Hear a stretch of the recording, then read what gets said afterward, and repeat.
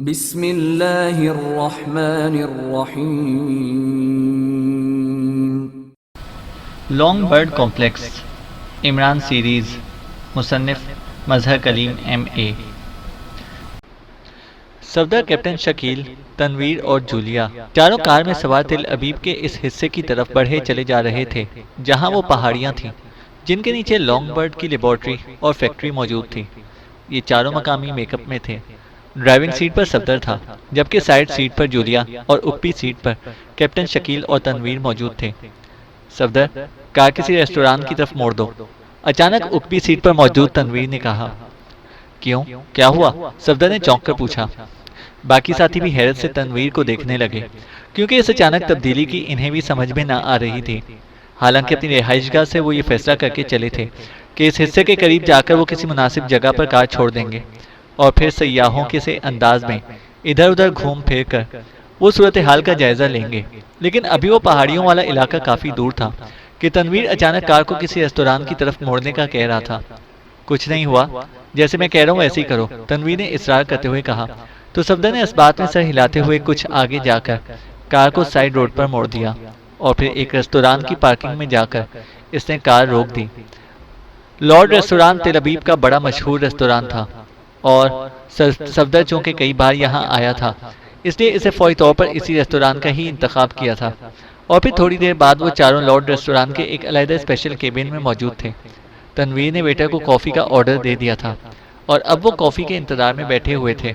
क्या वाकई तुम्हारा अचानक कॉफ़ी पीने का मूड बन गया था? जूलिया ने हैरान होकर कहा। कॉफ़ी सर्व हो जाए फिर बात करेंगे, तनवीर ने कहा। तो सबने इस बात में सर हिला दिए। वैसे तनवीर के चेहरे पर मौजूद तासुरात से वो समझ गए थे कि तनवीर जहनी तौर पर किसी खास फैसले पर पहुंच गया है और इसी सिलसिले में बात करना चाहता है। थोड़ी देर बाद कॉफ़ी सर्व कर दी गई तो तनवीर ने उठकर केबिन का दरवाज़ा अंदर से बंद कर दिया। जूलिया कॉफ़ी बनाने में मसरूफ़ हो गई। मैं आपसे एक बात करना चाहता हूँ, इसलिए मैंने रेस्तोरां में बैठने की बात की थी। असल बात यह है कि इमरान फितरतन और आदतन हर काम को बड़े वसी दायरे में ले जाकर करने का आदी हो चुका है, इसलिए वो इधर उधर से मालूमात हासिल करने और प्लानिंग बनाने और इस तरह के दूसरे कामों में वक्त ज़ाया करेगा। ये बात मैं तस्लीम करता हूँ कि आखिरकार वो अपने मिशन में बहरहाल कामयाब हो जाता है, लेकिन इस तरह बेशुमार मसाइल भी पैदा हो जाते हैं और वक्त भी ज़ाया होता रहता है। अब जबकि हमें मालूम है कि शुमाली पहाड़ियों के नीचे लॉन्ग बर्ड की फैक्ट्री और लेबॉर्ट्री या इनमें से कोई एक चीज़ मौजूद है और इसराइली हुक्काम को भी इस बात का इल्म है कि हम यहाँ इसी मिशन के लिए पहुँच चुके हैं, तो जाहिर है कि जैसे जैसे वक्त गुजरता जाएगा एक तो इस मिशन के गिर्द हिफाजती इक़दामात सख्त से सख्त तरीन होते चले जाएंगे और दूसरा हमारे लिए ख़तरा बढ़ता चला जाएगा। ये दुरुस्त है कि इमरान ने रेड ईगल की मदद से यहाँ एक पनाहगाह हासिल कर ली है, लेकिन रेड ईगल बहरहाल हमारे लिए नई पार्टी है और इसके इंचार्ज सौले को देखकर ही अंदाज़ा होता है कि ये लोग जज्बाती हैं, जबकि दूसरी तरफ GP5 और वो डोमेरी और इसका ग्रुप हमारे खिलाफ मुसलसल काम कर रहे हैं और हमें किसी भी वक्त घेरा जा सकता है। इस सूरत में हमें मिशन से ज़्यादा अपनी जानें बचाने की फ़िक्र पड़ जाएगी, जबकि लॉन्ग बर्ड किसी भी वक्त मुकम्मल होकर पाकिस्तान के एटमी मराकज़ को हिट कर सकता है। इसलिए मैंने ये फैसला किया है कि बजाय इस टारगेट के बारे में सर्वे करने के और वहाँ के हिफाजती इंतजाम चेक करने के हम इस पर रेड कर दें और इसका खात्मा कर दें और इसका खात्मा करके ही वापस जाएं। इसके बाद अगर हमें घेर लिया गया तो कम से कम हमें ये तसल्ली तो होगी कि हमने पाकिस्तान की तरफ बढ़ता हुआ खौफनाक खतरा ख़त्म कर दिया, तनवीर ने इंतहाई संजीदा लहजे में कहा।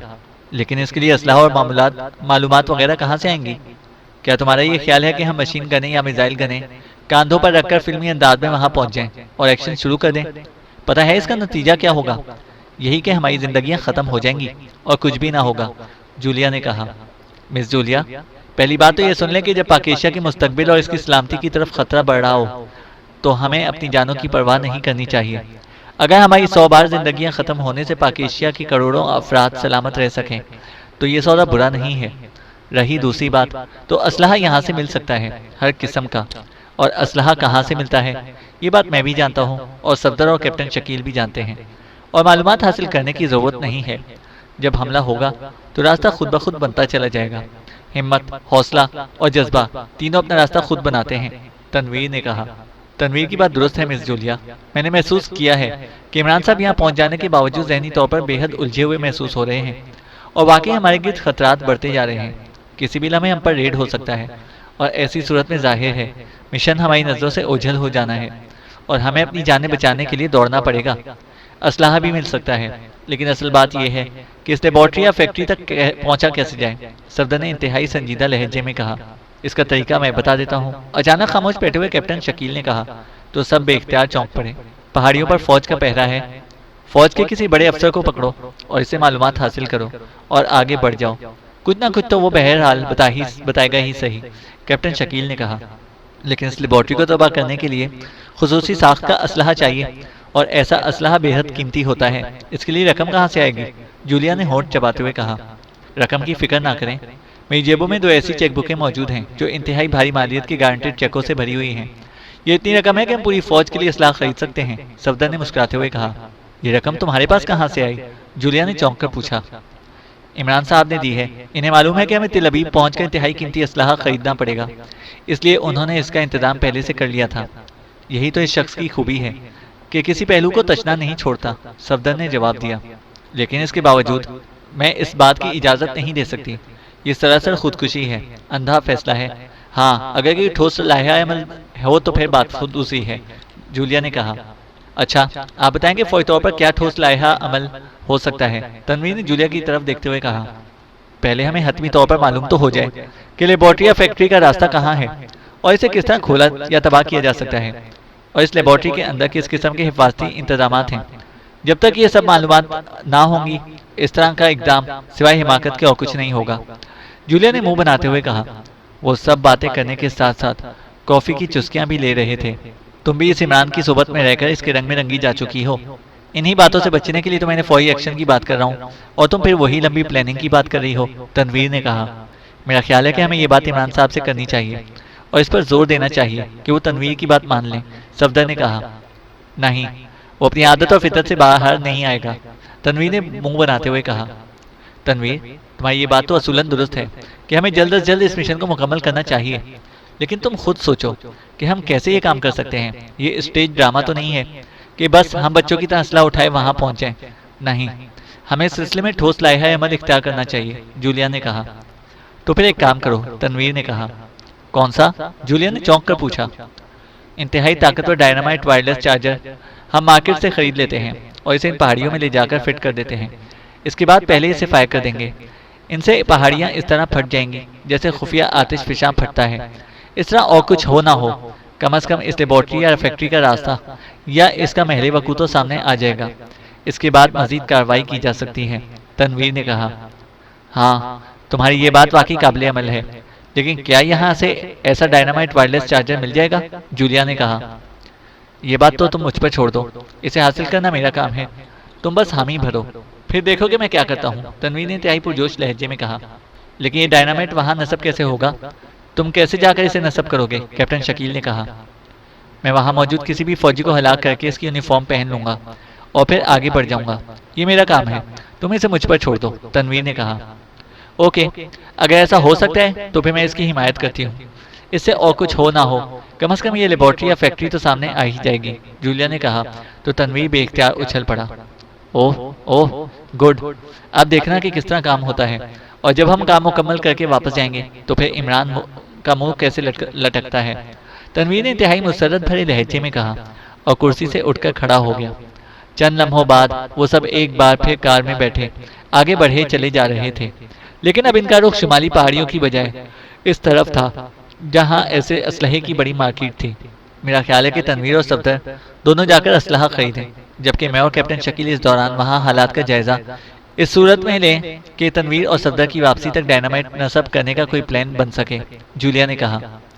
मिस जूलिया ठीक कह रही हैं। तुम ऐसा करो कि सफदर कि मुझे और जूलिया को यहीं उतार दो, यहाँ से हम टैक्सी में बैठकर चले जाएंगे।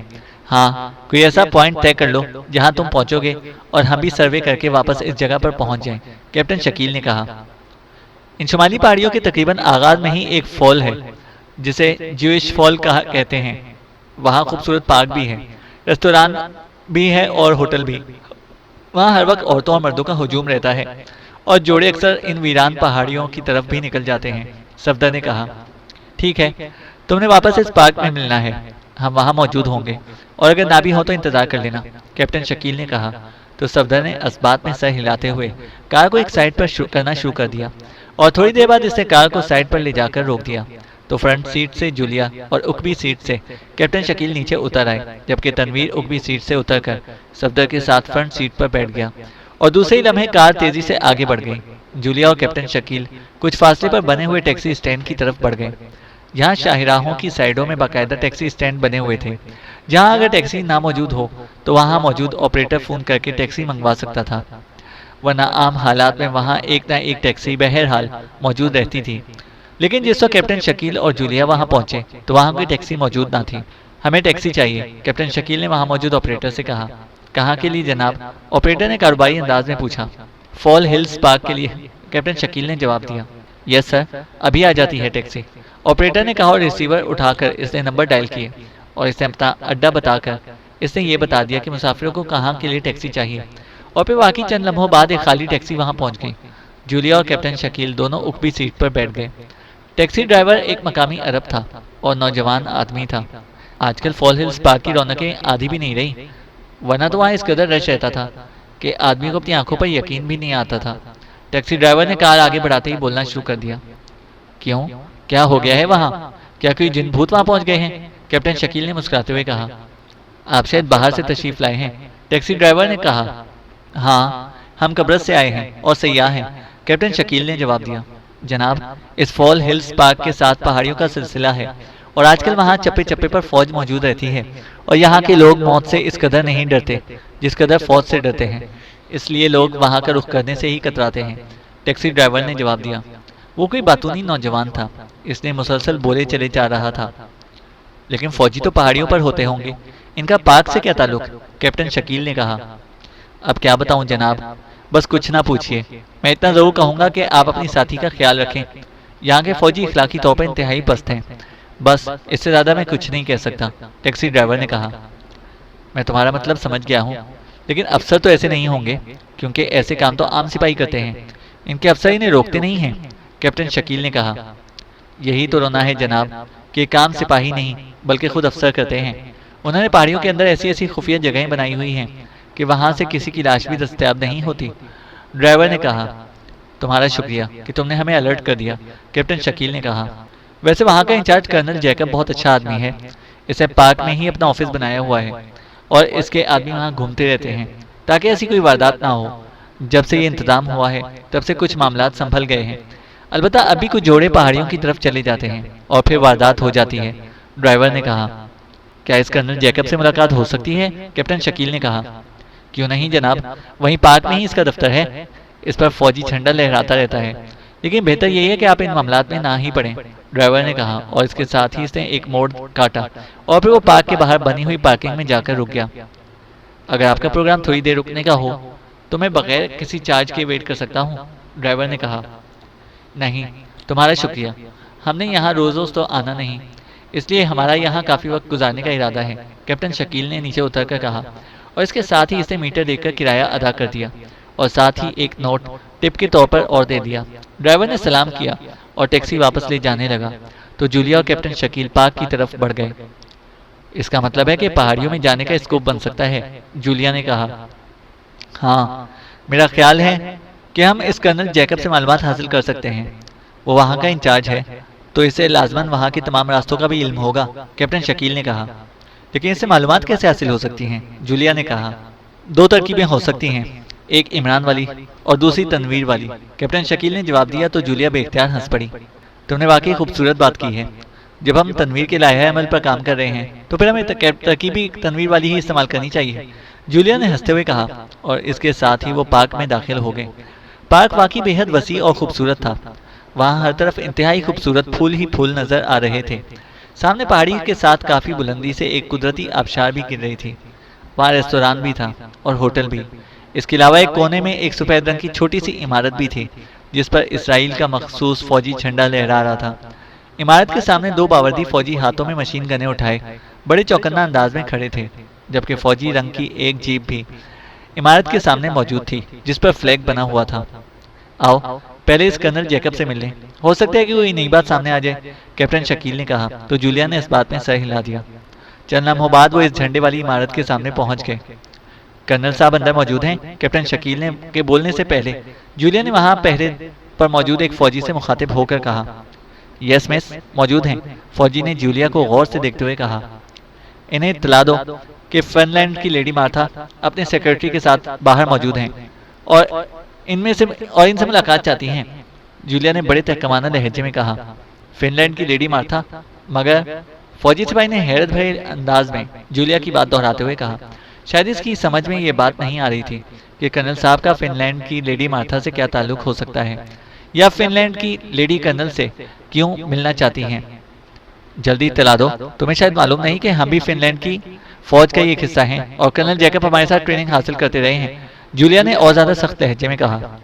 ओह अच्छा लेडी साहिबा, इधर आ जाएं, वेटिंग रूम में तशरीफ रखिए, मैं इत्तला देता हूँ।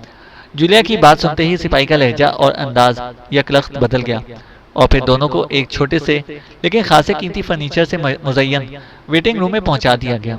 थोड़ी देर बाद वही सिपाही वापस आ गए। आइए लेडी साहिबा, सिपाही ने कहा तो वो दोनों उठे और सिपाही इन्हें साथ लिए अंदरूनी हिस्से में एक कमरे में पहुंच गया। ये कमरा इंतहाई शानदार अंदाज में सजा हुआ था। बड़ी सी मेज के पीछे एक लंबे कद और भारी जिस्म का आदमी बैठा हुआ था। इसके जिस्म पर फौजी यूनिफॉर्म थी और कांधों पर मौजूद स्टार बता रहे थे कि वो कर्नल है। इसकी बड़ी बड़ी मूछें थीं और चेहरे पर शैतानियत जैसे सब नजर आ रही थी। आंखों में भी शैतानी चमक थी। वो अपनी शक्ल सूरत से ही कोई गुंडा और बदमाश दिखाई दे रहा था। जूलिया और कैप्टन शकील दोनों इसे देखकर हैरान रह गए, क्योंकि टैक्सी ड्राइवर ने तो इन्हें बताया था कि कर्नल जैकब इंतहाई नेक नियत और शरीफ आदमी है, जबकि सामने बैठा हुआ आदमी मुजस्सम शैतान नजर आ रहा था। लेकिन दूसरे लम्हे जब मेज पर पड़ी हुई नेम प्लेट पर इनकी नजरें पड़ी तो सारी बात खुद ब खुद इनकी समझ में आ गई। इस लकड़ी की प्लेट पर जैकब की बजाय कर्नल क्लार्क लिखा हुआ था और वो समझ गए कि कर्नल जैकब, जो कि यकीनन शरीफ और नेक नियत आदमी होगा, तब्दील हो गया है या कर दिया गया है और इस जगह इस शैतान शक्ल वाले कर्नल क्लार्क ने ले ली है। जूलिया और कैप्टन शकील के अंदर दाखिल होते ही कर्नल क्लार्क उठकर खड़ा हो गया तो इसकी नजरें जूलिया पर इस तरह जमी हुई थी जैसे लोहा मकनातीस से चिपक कर रह जाता है, और आंखों में मौजूद शैतानी चमक कुछ और बढ़ गई थी। खुशामदीद लेडी मार्था, मेरा नाम कर्नल क्लार्क है, लेकिन मुझे तो सिपाही ने बताया है कि आप मेरे साथ ट्रेनिंग हासिल करती रही हैं। हालांकि मैं कभी फिनलैंड नहीं गया। मैंने बहरहाल इसलिए मुलाकात की इजाज़त दे दी है कि आप लेडी हैं। कर्नल क्लार्क ने मुसाफिर के लिए हाथ बढ़ाते हुए कहा। शुक्रिया कर्नल, लेकिन मुझे मालूम हुआ था कि यहाँ के इंचार्ज कर्नल जैकब हैं, लेकिन यहाँ तो आप हैं। Oh very sorry, oh very sorry, मेरे हाथ साफ नहीं हैं, इसलिए मैं मुसाफा नहीं कर सकती, जूलिया ने मुस्कुराते हुए कहा और कर्नल क्लार्क ने हाथ वापस खींच लिया। ओह तो ये बात है, कर्नल जैकब वाकई यहाँ का इंचार्ज था, लेकिन आजकल हेडक्वार्टर ट्रांसफ़र हो गया है और अब मैं यहाँ का इंचार्ज हूँ। बहरहाल तशरीफ रखिए, आप जैसी खूबसूरत और हसीन लेडी की आमद हमारे लिए एजाज़ है, कर्नल क्लार्क ने मुस्कुराते हुए कहा। शुक्रिया कर्नल क्लार्क, वैसे मैं आपको देखकर हैरान हो रही हूँ कि आप जैसे वजीह और शानदार अफसर अभी भी इसराइली फौज में होते हैं, जूलिया ने मुस्कुराते हुए जवाब दिया। इसकी आवाज़ और लहजे में ऐसा लोच था कि कर्नल क्लार्क का चेहरा यकलख्त गुलाब के फूल की तरह खिल उठा। ओह ओह, शुक्रिया miss Martha, I am sorry lady Martha, colonel Clarke ने मेज से बाहर आते हुए कहा। आप मुझे खाली मार्था भी कह सकते हैं कर्नल क्लार्क, आपकी वजह तो शख्सियत ने हमें वाकई बेहद मुतासर किया है। आप जैसा शानदार आदमी मैंने बहुत कम देखा है, जूलिया ने और ज़्यादा लोचदार लहजे में कहा तो कर्नल क्लार्क का सीना और ज़्यादा फुल गया। शुक्रिया मिस मार्था, आप भी तो हुस्न का शाकार हैं। आइए, इधर स्पेशल रूम है, वहाँ बैठते हैं, आपका सेक्रेटरी यहाँ बैठेगा, कर्नल क्लार्क ने रेशा खत्म होते हुए कहा और दीवार में बने हुए एक दरवाजे की तरफ बढ़ने लगा। एक मिनट कर्नल क्लार्क, जूलिया ने कहा तो कर्नल क्लार्क रुककर उसकी तरफ मुड़ गया। जी, कर्नल क्लार्क ने कहा, आप तो बेहद मसरूफ आदमी हैं, इसलिए आप यहाँ तो ज़्यादा वक्त दे सकेंगे, इसलिए आप यहाँ तो ज़्यादा वक्त ना दे सकेंगे, इसलिए क्या किसी होटल में मुलाकात नहीं हो सकती? जूलिया ने कहा। क्यों नहीं मिस मार्था, ऐसी कोई बात नहीं, मैं यहाँ का इंचार्ज हूँ, मेरी इजाज़त के बगैर चिड़िया भी यहाँ पर नहीं मार सकती। वैसे अगर आप चाहें तो मैं आपको पहाड़ियों पर वाकई अपने ऑफिस में ले जा सकता हूँ, वहाँ तो जाहिर है किसी किस्म की कोई मुदाखलत हो ही नहीं सकती, कर्नल क्लार्क ने कहा। वहाँ भी चलेंगे कर्नल क्लार्क, लेकिन रात को। फिलहाल तो मेरा ख्याल है कि यहीं बैठकर ही कुछ पी लिया जाए। आप किसी को कह दें कि आपको डिस्टर्ब ना करें, और हाँ, मेरा सेक्रेटरी यहाँ अकेला बैठा बैठा बोर हो जाएगा, इसलिए आप बाहर मौजूद अपने सिपाहियों से कह दें कि अगर मेरा सेक्रेटरी बोर होकर बाहर जाना चाहे या वापस जाना चाहे तो वो इसे ना रोकें। जूलिया ने कहा तो कर्नल क्लार्क सर हिलाता हुआ मुड़ा और इसे मेज पर रखे हुए इंटरकॉम का रिसीवर उठाया और 2 बटन प्रेस कर दिए।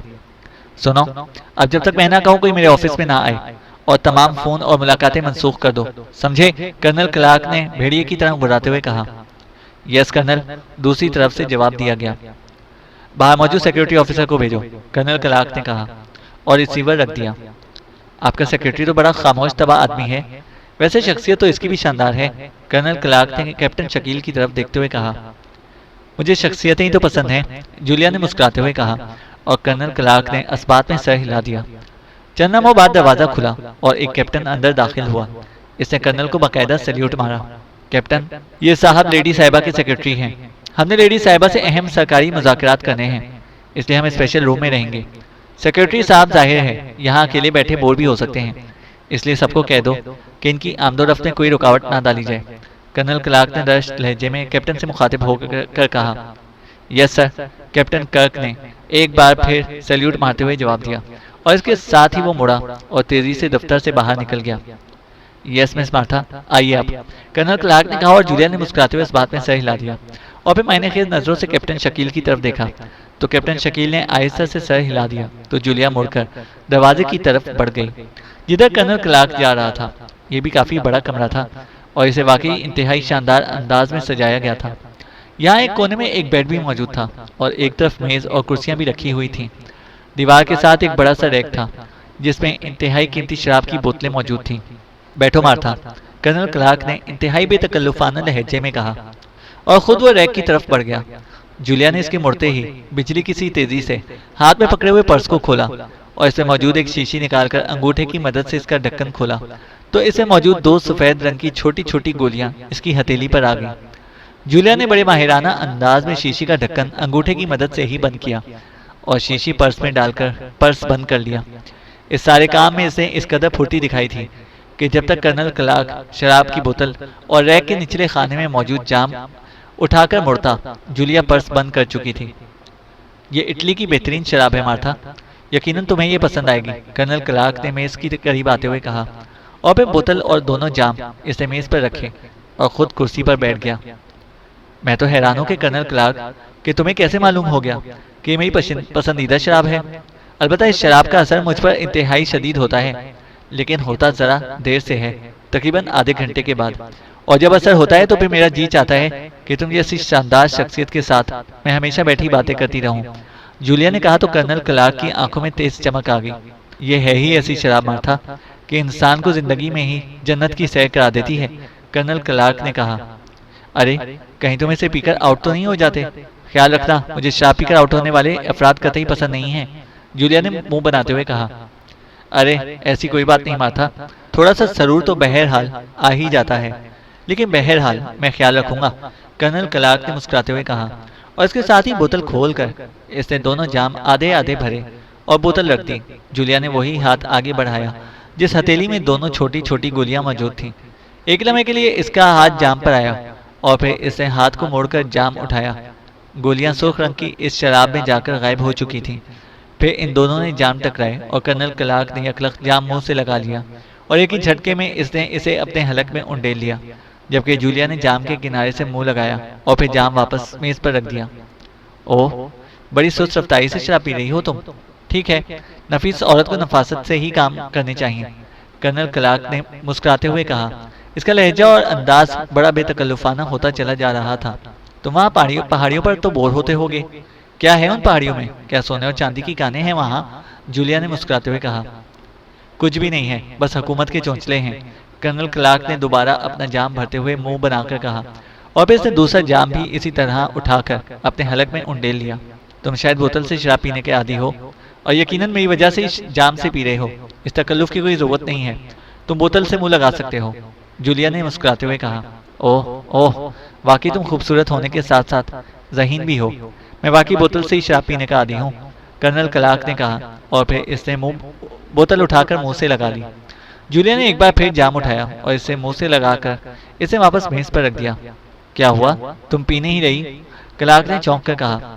फिलहाल मैं तुम्हें पीता देख रही हूँ।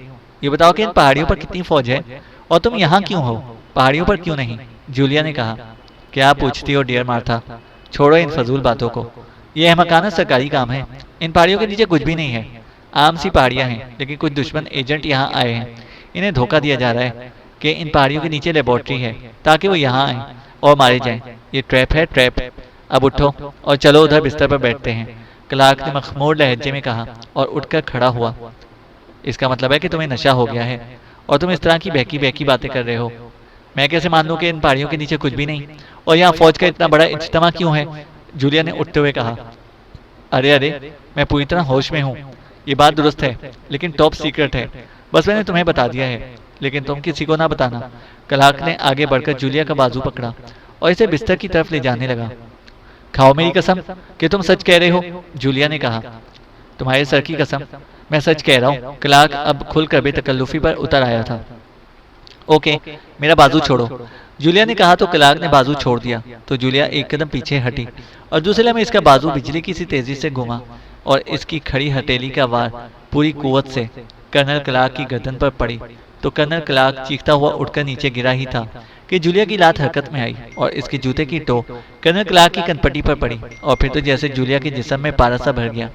चंद लम्हों बाद कर्नल क्लार्क फर्श पर बेसुध पड़ा हुआ था। जूलिया ने झुककर इसकी नब्ज पकड़ी और फिर इसने सर हिला दिया। इसकी नब्ज बता रही थी कि वो अब जल्दी होश में नहीं आ सकता। फिर जूलिया तेजी से दरवाजे की तरफ दौड़ पड़ी। बाहर कैप्टन शकील मौजूद था। इसकी नजरें दरवाजे पर जमी हुई थी। क्या हुआ मिस जूलिया? अंदर से चीखने की आवाजें आ रही थी, कैप्टन शकील ने कहा।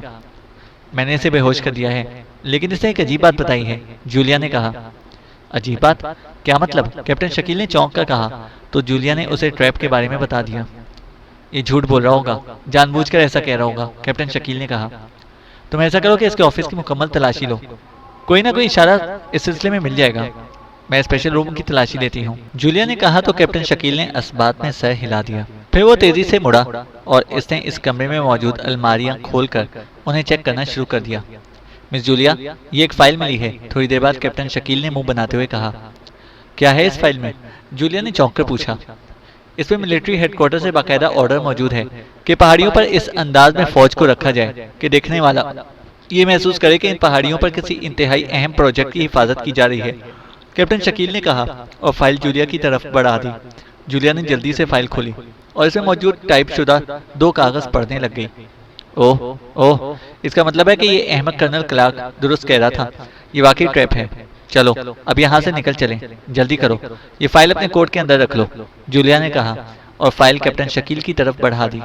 इस कर्नल क्लार्क का क्या करना है? इसे हलाक ना कर दिया जाए, कैप्टन शकील ने कहा। नहीं, ये नशे में आउट है, इसलिए इसे मालूम ही ना होगा कि इसने मुझे क्या बताया है, लेकिन अगर इसे हलाक कर दिया गया तो फिर हुकूमत चौंक पड़ेगी। इस तरह हो सकता है कि वो समझ जाएं कि इनके ट्रैप का राज खुल गया है, जबकि अब वो पूरी तरह मुतमईन होंगे, जूलिया ने जवाब दिया तो कैप्टन शकील ने इस बात में सर हिला दिया। आप भी अली इमरान साहब की तरह इंतहाई गहरी बात सोचती हैं, कैप्टन शकील ने मुस्कुराते हुए कहा तो जूलिया बेख्तियार हंस पड़ी। इसके चेहरे पर मुसर्रत के तासुरात उभर आए थे, क्योंकि वो भी मानती थी कि कैप्टन शकील जहानत में किसी से कम नहीं है और इमरान भी इसकी जहानत का कायल है, इसलिए कैप्टन शकील की तरफ से इसकी जहानत का एतराफ़ इसके लिए मुसर्रत का बाइस था। कर्नल साहब आराम कर रहे हैं, इनका हुक्म है कि उन्हें डिस्टर्ब ना किया जाए, जूलिया ने बाहर मौजूद सिपाहियों से कहा और सिपाहियों ने इस बात में सर हिला दिया और चंद लम्हों बाद जूलिया और कैप्टन शकील दोनों पार्क में मौजूद अफराद में शामिल हो गए। इनकी नज़रें इधर उधर घूम रही थीं और सफदर और तनवीर को तलाश कर रही थीं। शायद उन्हें यह भी खतरा था कि अगर कर्नल क्लार्क को होश आ गया तो लाजमन उन्हें तलाश करने की कोशिश करेगा। वो दोनों बाहर मौजूद नहीं हैं, आओ बाहर पार्किंग में चलें, वहाँ इनका इंतजार करना यहाँ की निस्बत ज़्यादा बेहतर रहेगा, जूलिया ने कहा तो कैप्टन शकील ने इस बात में सर हिला दिया और फिर वो दोनों जैसे ही पार्किंग में पहुंचे उन्होंने सफदर और तनवीर की कार को मुड़कर पार्किंग में दाखिल होते हुए देखा। जूलिया ने हाथ हिलाया तो कार इनके करीब पहुंचकर रुक गई। क्या हुआ? जूलिया ने साइड पर सीट पर बैठे हुए तनवीर से मुखातिब होकर कहा। काम हो गया है, मैं डायनामाइट वायरलेस चार्जर लेकर आया हूँ, तनवीर ने मुसरत भरे लहजे में कहा।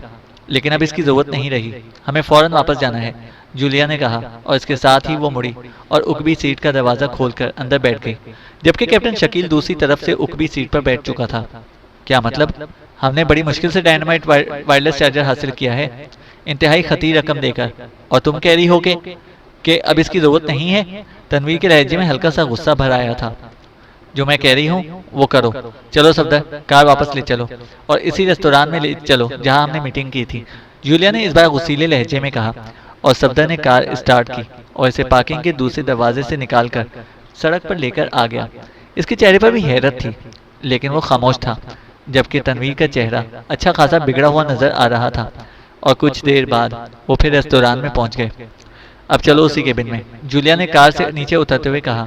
तो सब नीचे उतर आए। सफदर ने कार को लॉक किया और फिर खास तौर पर इसकी डिग्गी को चेक किया कि पूरी तरह बंद है या नहीं, क्योंकि डिग्गी में इंतहाई ताकतवर डायनामाइट चार्जर मौजूद था।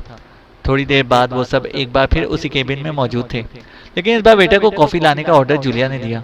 तनवीर होठ भेंचे खामोश बैठा हुआ था। आखिर क्या हुआ है मिस जूलिया, कुछ बताएंगी भी तो सही, सफदर ने अचानक कहा। अभी नहीं, कॉफी आ लेने दो, जूलिया ने जवाब दिया। तो सफदर बेख्तियार हंस पड़ा। आपसे तनवीर से बदला ले रही हैं। इसी केबिन में होने वाली मीटिंग में तनवीर ने भी आपको यही जवाब दिया था, सफदर ने हंसते हुए कहा। नहीं, तनवीर की वजह से हमें खौफनाक ट्रैप से बच निकले हैं, वरना शायद हम सब इस बार मुफ्त में मारे जाते, जूलिया ने मुस्कुराते हुए कहा। तो तनवीर का सता हुआ चेहरा कदरे नॉर्मल हो गया। थोड़ी देर बाद वेटर ने कॉफी के बर्तन लाकर मेज पर रख दिए और वापस चला गया। कैप्टन शकील, दरवाजा बंद कर दो, जूलिया ने कैप्टन शकील से कहा। तो कैप्टन शकील सर हिलाता हुआ उठा और इसे जाकर दरवाजा अंदर से लॉक कर दिया। फिर वो वापस आकर अपनी कुर्सी पर बैठ गया। जूलिया ने कॉफी तैयार की और एक एक प्याली के अपने साथ साथ सब साथियों के सामने भी रख दी। इन पहाड़ियों के नीचे ना ही कोई लेबोरेटरी है और ना ही कोई फैक्ट्री, ये सब कुछ सिर्फ हमें ट्रैप करने के लिए जाहिर किया जा रहा है, जूलिया ने कहा। तो सफदर और तनवीर दोनों ही इस तरह उछल पड़े जैसे इनकी कुर्सियों में अचानक ताकतवर इलेक्ट्रिक करंट दौड़ने लग गया हो। क्या क्या मतलब, ये कैसे हो सकता है, सफदर और तनवीर दोनों ने बैक वक्त बोलते हुए कहा। ऐसा हुआ है, जूलिया ने मुस्कुराते हुए कहा और फिर टैक्सी ड्राइवर की दी हुई मालूमात समेत इसे कर्नल क्लार्क से मिलने और फिर कर्नल क्लार्क से होने वाली तमाम गुफ्तगू दोहरा दी। लेकिन वो कर्नल झूठ भी तो बोल सकता है, जाहिर है वो आपको असल बात तो नहीं बता सकता, इसलिए इसने आपको टालने के लिए बात कर दी होगी, सफदर ने कहा। तुमने कर्नल को इतनी लिफ्ट ही क्यों कराई, तनवीर ने गुस्सीले लहजे में कहा। अगर मैं ऐसा ना करती तो इससे मालूमात कैसे हासिल होती, जूलिया ने मुस्कुराते हुए कहा। इसे मालूम था कि तनवीर को इस बात पर गुस्सा आ रहा है कि जूलिया ने कर्नल से ऐसे अंदाज में क्यों बातें की। इसके हलक में हाथ डालकर इससे मालूमात उगलवाई जा सकती थी। तनवीर बदस्तूर उसी मूड में था। मिस जूलिया ने जो कुछ किया है, जाहिर है एक खास मकसद के लिए किया है, इसलिए तुम्हें इस बात पर गुस्सा करने की बजाय ये बात सोचनी चाहिए कि क्या जो कुछ कर्नल क्लार्क ने बताया है वो दुरुस्त भी है या नहीं, सफदर ने तनवीर को समझाते हुए कहा। कैप्टन शकील, वो फाइल निकालो, जूलिया ने कैप्टन शकील से कहा। तो कैप्टन शकील ने खामोशी से कोट की अंदरूनी जेब से फाइल निकालकर जूलिया की तरफ बढ़ा दी। लो, इसे पढ़ लो, इसमें मिलिट्री हेडक्वार्टर की तरफ से हिदायत हैं। इनमें ऐसे इशारात मौजूद हैं जिनसे पता चलता है कि कर्नल क्लार्क ने झूठ नहीं बोला, बल्कि उसने सच्ची बात ही की है, जूलिया ने फाइल लेकर तनवीर की तरफ बढ़ाते हुए कहा। तनवीर का चेहरा जूलिया के इस अंदाज पर बेख्तियार खिल उठा। जाहिर है जूलिया ने फाइल इसे देकर इसको अहमियत दी थी। इसने फाइल खोली और इसमें मौजूद कागजात को पढ़ना शुरू कर दिया। फाइल में मौजूद दोनों कागजात पढ़ने के बाद इसने एक तवील सांस लिया और फाइल सफदर की तरफ बढ़ा दी। इस बार सफदर ने इसे पढ़ना शुरू कर दिया। इस फाइल के मुताबिक तो वाकई कर्नल क्लार्क की बात दुरुस्त है, सफदर ने फाइल बंद करते हुए कहा। हाँ, इससे तो यही मालूम होता है। फिर तो हमने ख्वामख्वाह इतनी कसीर रकम सर्व की और इस कदर ताकतवर डायनामाइट चार्जर खरीदा, अब इसे कहाँ साथ साथ लिए उठे फिरेंगे, तनवीर ने बुरा सा मुंह बनाते हुए कहा। इसे छोड़ो, असल बात यह है कि अगर इन पहाड़ियों के नीचे लॉन्ग बर्ड लेबोरेटरी या फैक्ट्री नहीं है तो फिर कहाँ है, सफदर ने कहा। तो तनवीर बेख्तियार चौंक पड़ा। यहाँ केबिन में फ़ोन मौजूद है, हमें इमरान से बात करनी चाहिए, जूलिया ने कहा। नहीं मिस जूलिया, हो सकता है कि फ़ोन टैप किए जा रहे हों, हमें वापस तो जाना ही है, इसलिए वहीं चलते हैं, फिर इमरान से भी बात हो जाएगी, सफदर ने कहा। तो सब ने सर हिला दिया और फिर वो सब उठकर खड़े हो गए। चैनल को सब्सक्राइब करें और बेल आइकन को प्रेस करें ताकि हमारी हर अपडेट आपको बर वक्त मिल सके।